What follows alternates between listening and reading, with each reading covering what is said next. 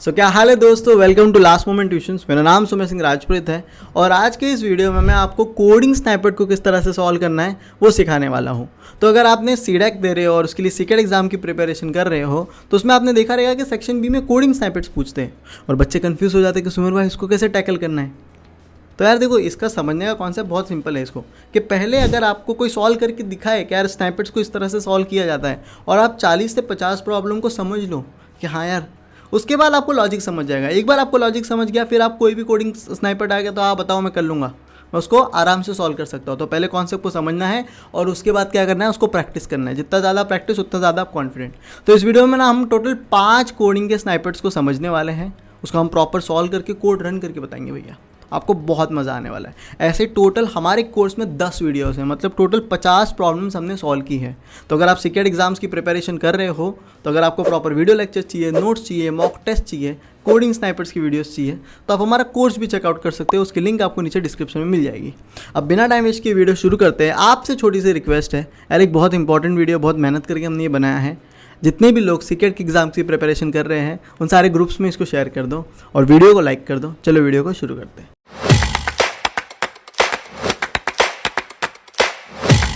Hey friends, welcome to last moment tuition. मैं हूं जोबनजीत सिंह और आज की इस वीडियो में हम आपके लिए सॉल्यूशंस लेकर आए हैं बहुत सारे कोड स्निपेट्स का, जो कि हमने प्रीवियस ईयर्स में से उठाए हैं आपके लिए।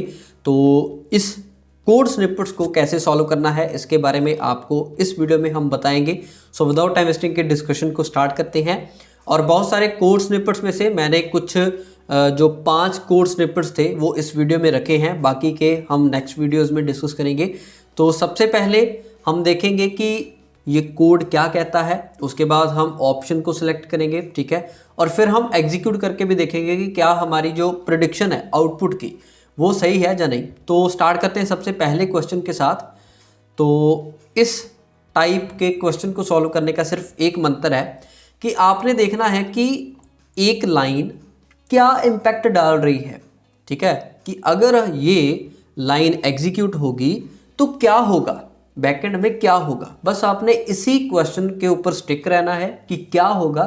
तो आपके ये जो सभी क्वेश्चन है ना कोड स्निपेट्स वाले, ये बहुत ही आसानी के साथ सॉल्व होंगे, ठीक है। तो स्टार्ट करते हैं पहले क्वेश्चन के साथ। सबसे पहली लाइन हमें बोल रही है कि इंटीजर टाइप के 3 वेरिएबल्स बनाओ, ए, बी और सी नाम का, ठीक है। तो मैं सिंपली यहाँ पर एक कमेंट बनाऊंगा कि एक ए नाम का वेरिएबल बनेगा, एक बी नाम का वेरिएबल बनेगा जिसके अंदर वैल्यू होगी 2 और एक सी नाम का वेरिएबल बनेगा जिसके अंदर वैल्यू होगी 5, ठीक है। पहली लाइन हमने डिकोड कर ली है। अब सेकंड लाइन के ऊपर मूव करते हैं और सेकंड लाइन में ना स्टूडेंट कंफ्यूज हो सकते हैं बिकॉज इसमें ना एक एक्सप्रेशन बनाया गया है जिसके अंदर कॉमाज लगाए गए हैं और यहाँ पर स्टूडेंट कंफ्यूज हो सकता है कि ये तो हमने कभी डिस्कस ही नहीं किया कि यार एक एक्सप्रेशन के अंदर कॉमा कैसे हो सकते हैं। तो यहाँ पर एक स्टूडेंट कहेगा कि नहीं यार ये सही नहीं है, ये इसका जो आंसर है वो कंपाइलेशन एरर है, ठीक है। लेकिन मैं आपको बोलूँगा कि ये ऐसा नहीं है, ये सॉल्व होगा। कैसे होगा देखो, ये जो कॉमा है ना ये एक ऑपरेटर होता है, ठीक है। सी लैंग्वेज में एक कॉमा ऑपरेटर होता है और ये काम कैसे करता है कि जैसे यहाँ पर एक एक्सप्रेशन है B comma plus plus C comma B plus सी, ठीक है। तो ये काम कैसे करेगा, जो कॉमा ऑपरेटर को यूज करके एक्सप्रेशन राइट किया जाता है ना उसे एवेल्युएट करना स्टार्ट किया जाता है लेफ्ट टू राइट, ठीक है। जैसे सबसे पहले लेफ्ट में क्या है, बी है, ठीक है। बी में कुछ भी नहीं यहाँ पर ऑपरेशन हो रहा तो सिंपल बी की वैल्यू है तो बी की वैल्यू 2 ही रहेगी। उसके बाद कॉमा ऑपरेटर आगे एक्सप्रेशन के ऊपर जाएगा तो वहाँ पर क्या है कि प्लस प्लस सी कर दो। यहाँ पर प्री इंक्रीमेंट ऑपरेटर को यूज़ किया गया है तो क्या होगा कि सबसे पहले सी की वैल्यू को 1 से इंक्रीमेंट किया जाएगा। तो हम यहाँ पर कर देते हैं, उसकी वैल्यू 5 थी तो 6 हो जाएगी। उसके बाद सी की वैल्यू को रिटर्न किया जाएगा, लेकिन यहाँ पर रिटर्न नहीं होगा, यहाँ पर ये एक्सप्रेशन चल जाएगा, ठीक है। अब इसके बाद जो थर्ड एक्सप्रेशन है वो ये है कि बी प्लस सी कर दो, ठीक है। बी में कौन सी वैल्यू है जी 2, सी में कौन सी वैल्यू है 6, तो बी प्लस सी करके क्या आएगा 8, ठीक है। तो कॉमा ऑपरेटर को यूज करके जो एक्सप्रेशन राइट किया जाता है ना उसकी जो लास्ट वाली राइट मोस्ट वाली एक्सप्रेशन होती है उसके आंसर को रिटर्न कर दिया जाता है ए के अंदर। ठीक है, जैसे यहां पर b प्लस सी होगा तो आंसर कौन सा आएगा 8, तो 8 को इस a वेरिएबल के अंदर स्टोर करवा दिया जाएगा। ठीक है, तो a के अंदर वैल्यू आ जाएगी जी 8।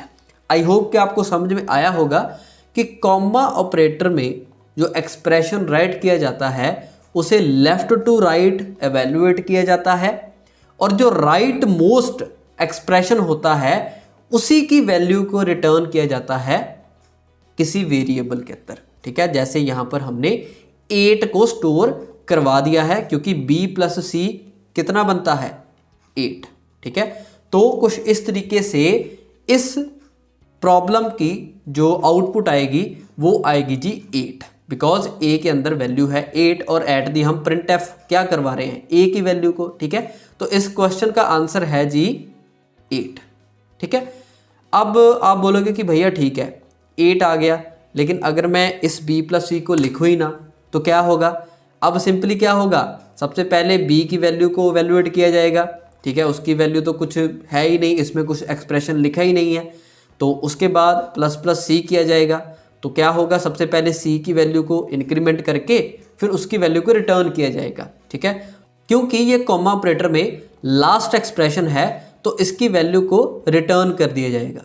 तो c की वैल्यू कौन सी आएगी 6, तो अब a के अंदर वैल्यू आ जाएगी 6। ठीक है, तो अगर मैं इसे सेव और एग्जीक्यूट करूं तो आप देखना यहाँ पर आंसर 6 आ रहा है। ठीक है, लेकिन अगर मैं पहले एक्सप्रेशन को यहाँ पर b प्लस सी राइट कर दूं और सेव करके एग्जीक्यूट करूं तो आप देख सकते हैं यहाँ पर 8 आ रहा है, बिकॉज राइट मोस्ट जो एक्सप्रेशन होता है उसी की वैल्यू को रिटर्न किया जाता है कॉमा ऑपरेटर के केस में। ठीक है, तो इससे स्टूडेंट को कंफ्यूज किया जाता है, लेकिन अगर हमें पता है कि ये कैसे काम करता है हम अच्छे से आउटपुट को जनरेट कर लेंगे। तो ये था हमारा पहला क्वेश्चन जिसको हमने 8 ऑप्शन के ऊपर सिलेक्ट कर लिया है, और हमारी जो ऑप्शन है वो बिल्कुल सही है, हमने चलाकर भी देख लिया है।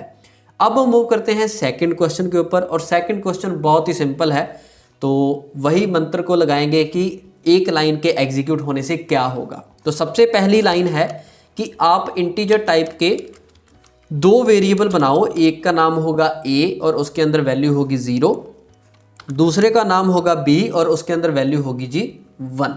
ठीक है, अब इसके बाद ना एक खाली इफ लगाया गया है। खाली इफ का मतलब इफ की कंडीशन के ट्रू होने से कुछ भी नहीं चलेगा, बस इफ को चेक ही किया गया है। ठीक है, तो अब ये कैसे चलेगा, देखो if a and logical and लगा है प्लस प्लस b।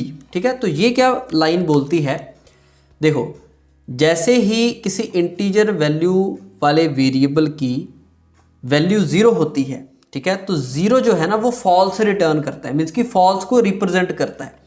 अगर किसी इंटीजर वेरिएबल की वैल्यू 0 है तो वो बूलियन में फॉल्स है।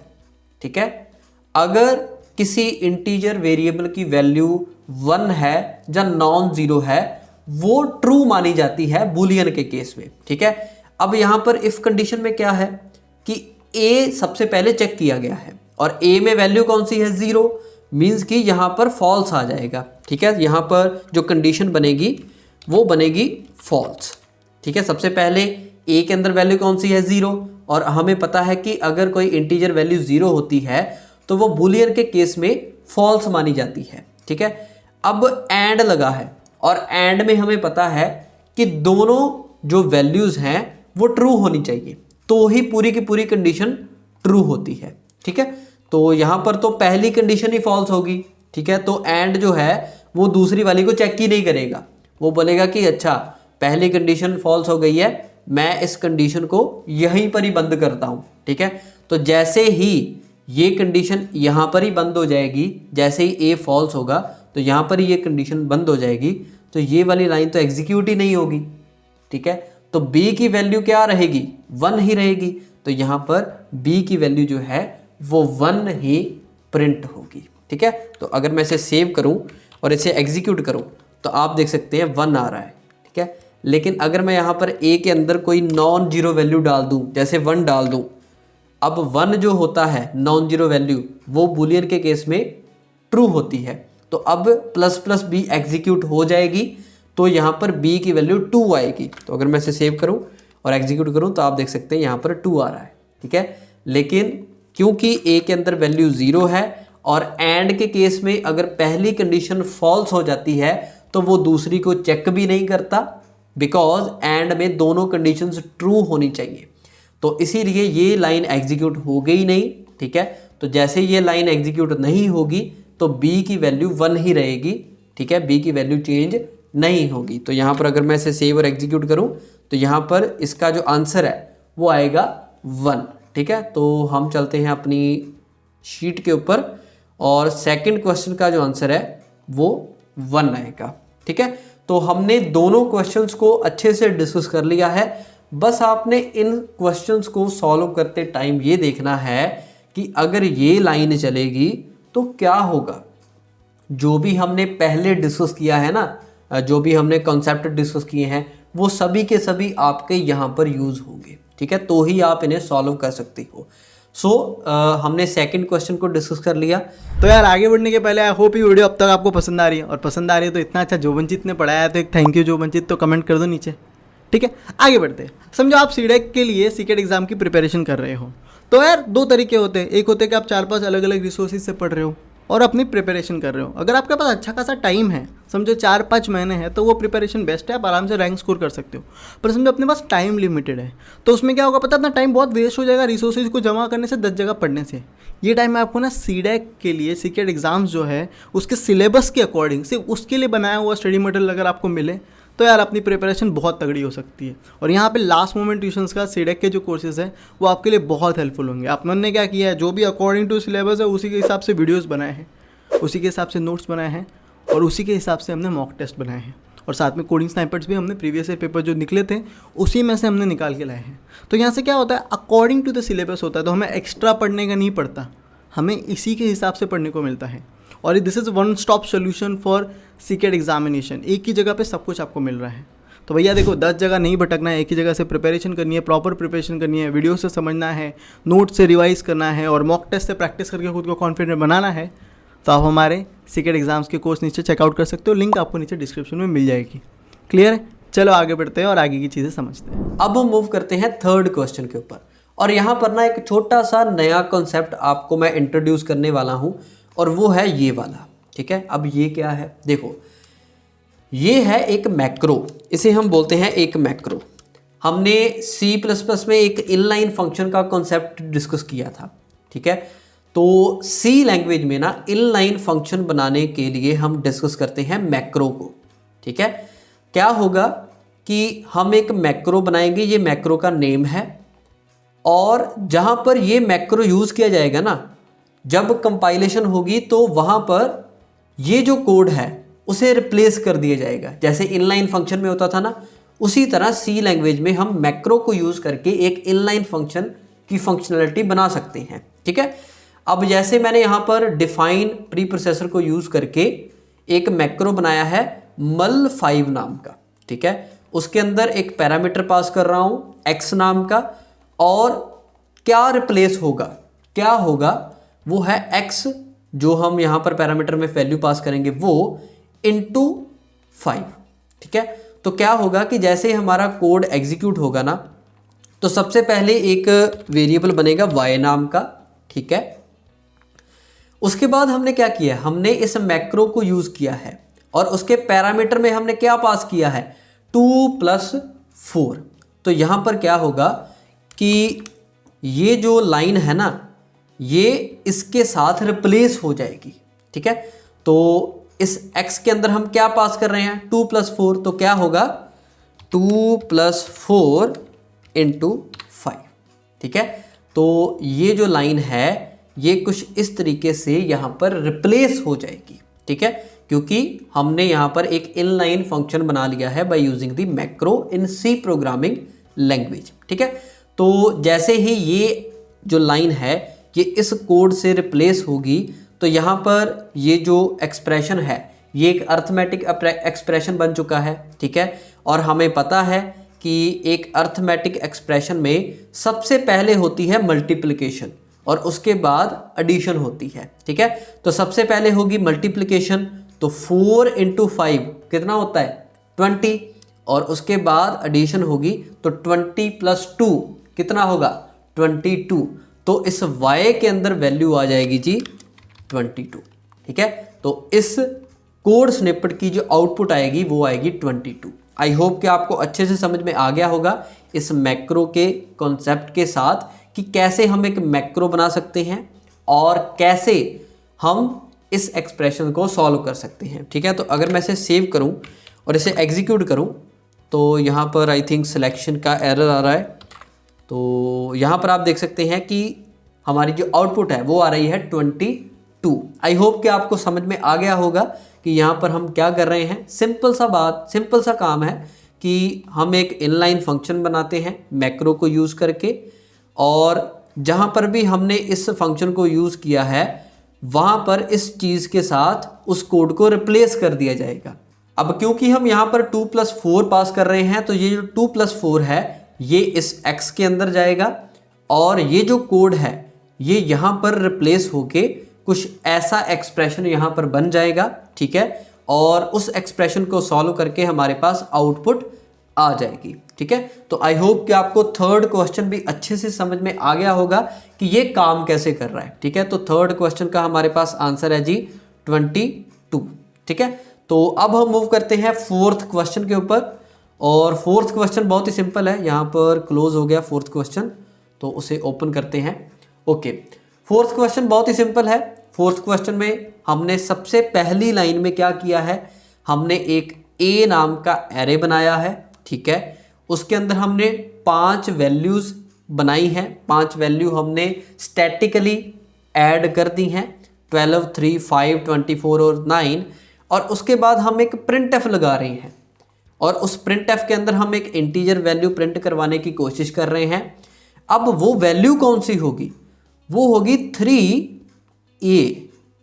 अब यहाँ पर स्टूडेंट फिर से कंफ्यूज हो जाएगा, बिकॉज जब हमने किसी एरे के किसी एलिमेंट को एक्सेस करना होता है तो हमें पता है कि हम सिंटैक्स कुछ ऐसा यूज़ करते हैं कि सबसे पहले एरे का नेम, उसके बाद उस इंडेक्स की वैल्यू, तो हमारे पास वो वैल्यू आ जाएगी। जैसे हम यहाँ पर थर्ड इंडेक्स की वैल्यू एक्सेस करना चाहते हैं तो थर्ड इंडेक्स में कौन सी वैल्यू है 0, 1, 2 और 3, तो 24 आ जाना चाहिए कुछ इस सिंटैक्स को यूज़ करके। लेकिन यहाँ पर हम एक उल्टा यूज़ कर रहे हैं, हम यूज़ कर रहे हैं 3, a। ठीक है, तो यहाँ पर स्टूडेंट कंफ्यूज हो सकता है कि नहीं यार यहाँ पर एरर आएगा, ऐसा हम नहीं कर सकते। लेकिन मैं आपको बोलूँगा कि ऐसा हम कर सकते हैं, बिकॉज ये जो इंडेक्सिंग वाला काम होता है ना, ये एक पॉइंटर के थ्रू होता है। हमें पता है कि a जो है वो किसे पॉइंट करता है, वो एरे के फर्स्ट एलिमेंट के एड्रेस को पॉइंट करता है। ठीक है, और जब हम a स्क्वायर ब्रैकेट 3 राइट करते हैं ना तो एक्सप्रेशन बनता है कुछ ऐसा, a + 3 मीन्स कि a में जो एड्रेस पड़ा है पहले एलिमेंट का उसके अंदर 3 ऐड कर दो। ठीक है, तो क्या होगा कि यहाँ से अगर हम 3 ऐड करेंगे तो हम यहाँ पर पहुँच जाएंगे। ठीक है, अब ये जो एड्रेस है वो बन जाएगा इस एलिमेंट का। ठीक है, और हम बोलेंगे कि उस एड्रेस के ऊपर जो वैल्यू पड़ी है उसे प्रिंट करवा दो। ठीक है, तो कुछ इस तरीके का सिंटैक्स हम बैकएंड में ऐसा चलाते हैं। और अगर हम इसको डिस्कस करें तो इसका भी सेम मीनिंग है। ये क्या बन जाएगा, ये सिंपली बनेगा 3 + a, और यहाँ पर हम डी रेफरेंसिंग ऑपरेटर यूज़ कर लेंगे। मीन्स कि a के अंदर 3 को प्लस कर दो और उस एड्रेस के ऊपर जो वैल्यू पड़ी है उसे प्रिंट करवा दो। ठीक है, तो यहाँ पर हम ऑल्टरनेटिव वे में एक एरे के किसी एलिमेंट को इस तरीके से भी एक्सेस कर सकते हैं कि सबसे पहले इंडेक्स की वैल्यू, स्क्वायर ब्रैकेट्स के अंदर उस एरे का नेम। ठीक है, तो ये भी एक ऑल्टरनेटिव वे है किसी एरे के एलिमेंट को एक्सेस करने का, लेकिन कॉमनली हम ये सिंटेक्स यूज़ करते हैं तो इसीलिए हमें लग रहा है कि ये गलत है। नहीं, इस तरीके से भी हम एक इंडेक्स के ऊपर जो वैल्यू पड़ी है उसे एक्सेस कर सकते हैं, कोई दिक्कत वाली बात नहीं है। तो अगर मैं इसे सेव करूं और इसे एग्जीक्यूट करूं तो यहाँ पर आप देख सकते हैं 24 आ रहा है। ठीक है, तो इस 4th क्वेश्चन का जो आंसर है वो कंपाइलेशन एरर नहीं आएगा, इसका आंसर आएगा जी 24। ठीक है, बिकॉज हम इस सिंटेक्स को यूज करके भी एक एरे के एलिमेंट्स को एक्सेस कर सकते हैं। आई होप कि आपको समझ में आ गया होगा। अब हम मूव करते हैं लास्ट क्वेश्चन के ऊपर, 5th क्वेश्चन के ऊपर, और वो बहुत ही सिंपल सा क्वेश्चन है। तो स्टार्ट करते हैं। देखो, इसमें सबसे पहले हमने क्या किया, हमने एक पॉइंटर बनाया, ठीक है, करैक्टर टाइप का। उसके बाद हमने एक करैक्टर टाइप का एरे बनाया जिसका नाम है str, और उसके अंदर हमने वैल्यूज पास कर दी हैं हेलो। ठीक है, अब ptr के अंदर, पॉइंटर के अंदर हम str को स्टोर करवा रहे हैं। ठीक है, अब मैं यहाँ पर कमेंट राइट कर देता हूँ, एक करैक्टर टाइप का ptr बनेगा, सिंपल मैं ptr ही कर देता हूँ। ओके, और एक str बना लेते हैं। ठीक है, अब हमें पता है कि ये जो str होता है ना, ये किसे पॉइंट करता है, इसमें एक एरे के फर्स्ट एलिमेंट का एड्रेस होता है। ठीक है, तो हमने क्या किया, हमने ptr के अंदर इस फर्स्ट एरे के एलिमेंट का एड्रेस पास कर दिया। ठीक है, तो क्या होगा, मान लेते हैं कि str के फर्स्ट एलिमेंट का एड्रेस है जी 112। ठीक है, तो क्या होगा कि ptr के अंदर आ जाएगा 112। ठीक है, तो यहाँ पर h का जो एड्रेस है वो 112 है, तो हमने ptr के अंदर भी उसी एड्रेस को ऐड कर दिया। डन है। अब उसके बाद जो 4th लाइन है वो क्या कह रही है, वो बोल रही है कि ptr के अंदर प्लस कर दो 2। ठीक है, तो क्या होगा, ptr जो है वो किसे पॉइंट कर रहा है, इस h को। ठीक है, तो जैसे ही हम इसके अंदर 2 प्लस करेंगे तो जो ptr है वो इसे, इस l को पॉइंट करने लग जाएगा। ठीक है, तो सबसे पहले ये 112 को पॉइंट कर रहा था, अगर हम यहाँ पर 2 प्लस कर दें, ठीक है, तो क्या होगा, यहाँ पर वैल्यू आ जाएगी 114।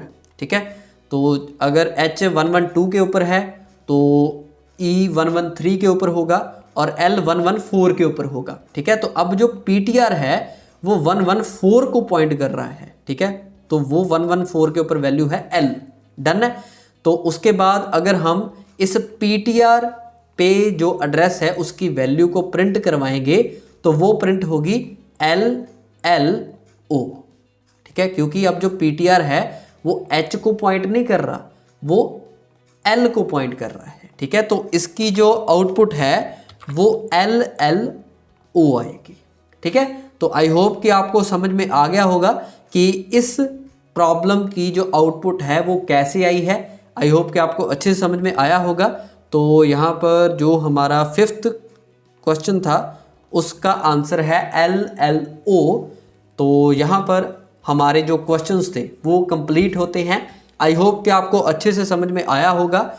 अगर आपको कोई भी डाउट आ रहा है तो मेरे को लगता है कि आपने प्रीवियस जो लेक्चर्स थे वो अच्छे से देखे नहीं हैं, बिकॉज इन क्वेश्चंस के अंदर, सभी के अंदर बहुत सारे जो कॉन्सेप्ट हैं जो हमने प्रीवियस वीडियोस में डिस्कस किए हैं वो सभी कॉन्सेप्ट इम्प्लीमेंट हो रहे हैं। ठीक है, मैंने हर एक चीज़ को आपको सिखाया है कि जो एरे का फर्स्ट एलिमेंट है वो किसे पॉइंट कर रहा है। ठीक है, जो एरे का नेम होता है वो किस एलिमेंट को पॉइंट करता है, उसमें एड्रेस होता है, क्या होता है, हमने अच्छे से डिस्कस किया है। तो जिसने अच्छे से लेक्चर्स लगाए होंगे उसे अच्छे से समझ में आ गया होगा। ठीक है, तो हम मिलेंगे नेक्स्ट वीडियो में और 5 क्वेश्चंस के साथ। आई होप कि आपको अच्छे से समझ में आया होगा। एक बार आप खुद भी इन क्वेश्चंस को डिस्कस करके देखना अपने साथ, आपको डिटेल में समझ में आ जाएगा कि इन्हें सॉल्व कैसे करना है। तो आई होप कि आपको अच्छे समझ में आया होगा। हम मिलते हैं नेक्स्ट वीडियो में। Thank you so much for watching. Have a nice day. तो भैया ये थी आज की वीडियो। आई होप ये वीडियो आपको अच्छी लगी रहेगी, और अच्छी लगी तो थैंक यू जोबनजीत करदार बंदे ने बहुत अच्छे से पढ़ाया है। ठीक है, आगे बढ़ने के पहले सुमेर भाई की एक ही रिक्वेस्ट रहेगी कि यार देखो ये चीज़ है ना, रट्टा नहीं मार सकते हैं। तो अगर आप कोड रट्टा मार के जा रहे हो तो ब्लैंक हो जाओगे। जितना ज़्यादा इसको समझ के प्रैक्टिस करोगे उतना ज़्यादा आप कॉन्फिडेंट होंगे। और अगर आपके पास टाइम कम बचा है ना, तो दिन के 4-5 घंटे डाल दो भैया, you will get the best course, best study material. पर जब तक आप मेहनत नहीं करोगे ना, तब तक कुछ नहीं होने वाला है।